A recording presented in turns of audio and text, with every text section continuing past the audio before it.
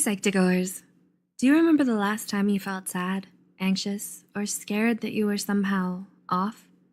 You're not alone, even if it may feel like it. The National Alliance on Mental Illness, or NAMI, reports sometimes a funk or rough patch can be a sign of something much deeper. This video represents 10 mental health symptoms you shouldn't ignore. Before we begin, we need to warn you that this video may be triggering for some. If you feel triggered by this video, please take care of yourself, even if it means clicking off this video. With that being said, let's talk about the 10 mental health symptoms you should not ignore. 1. You're having feelings of sadness or depression that last longer than 2 weeks. All people experience sadness at one time or another. However, most normal feelings of sadness get better with time. The American Psychiatric Association reported abnormally intense sadness lasting 2 weeks could be a sign of depression. The National Institute of Mental Health stated, not being able to snap out of it or sadness being heavier than normal should be taken seriously. 2. You're having extreme mood swings and don't know why.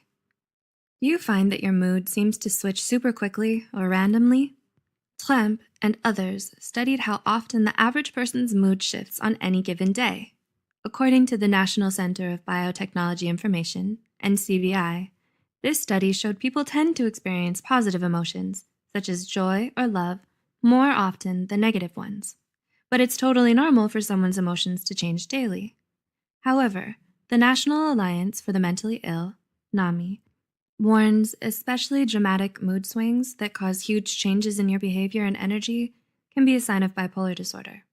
Agencies such as the American Academy of Pediatrics say the more red flag signs are experiencing sadness, anger, or feelings of excessive euphoria for most of the day, especially if it has nothing to do with what's going on in your life.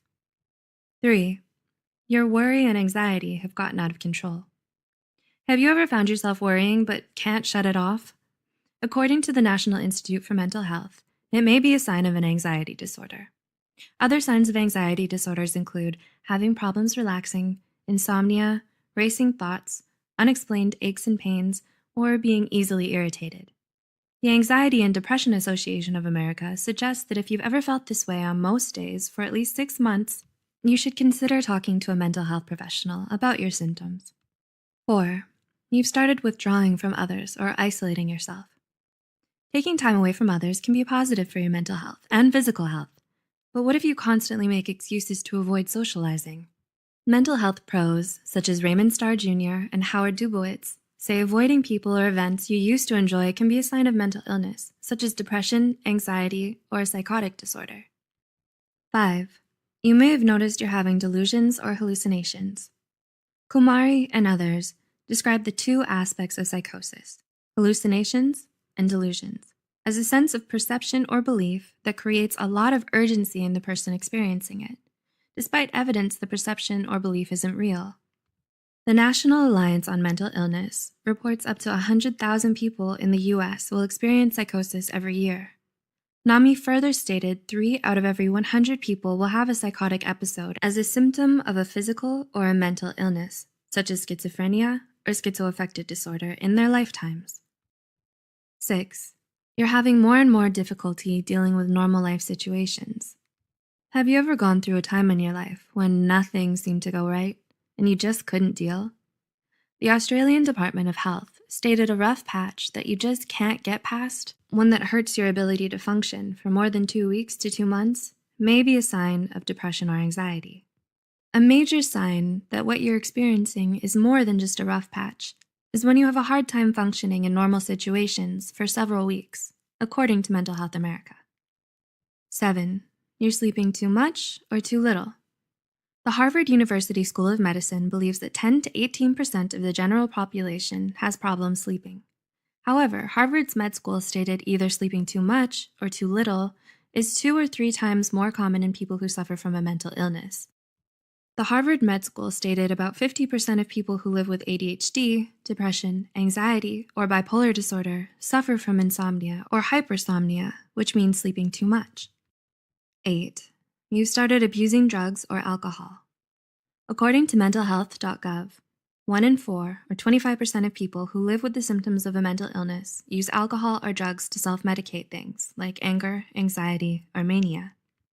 Experts believe individuals who suffer from depression, anxiety disorders, personality disorders, or schizophrenia are more likely to use drugs and alcohol as a coping mechanism than people diagnosed with other mental illnesses.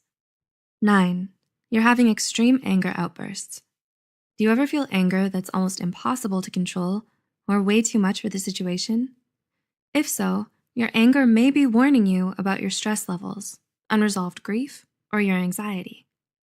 Healthline reported extreme anger outbursts can also be a sign of unresolved trauma, bipolar disorder, alcohol abuse, obsessive compulsive disorder, intermittent explosive disorder, or depression. If you wonder if your anger is healthy, experts recommend first recognizing your physical and emotional signs of anger. And 10, you've started thinking of self-harm or suicide. The Mental Health Foundation reported up to 10% of people under the age of 30 have thought about self-harm or suicide. There are many reasons people consider self-harm or suicide, such as abuse or neglect at home, a major loss, trauma, or a catastrophe that you can't control or avoid. Bradvick, 2018, reported approximately 90% of people who have completed suicide also suffered from a severe mental illness, such as bipolar disorder or depression. If you find yourself thinking about self-harm or suicide, we would very much like you to reach out to a mental health professional and get the help that you need and deserve.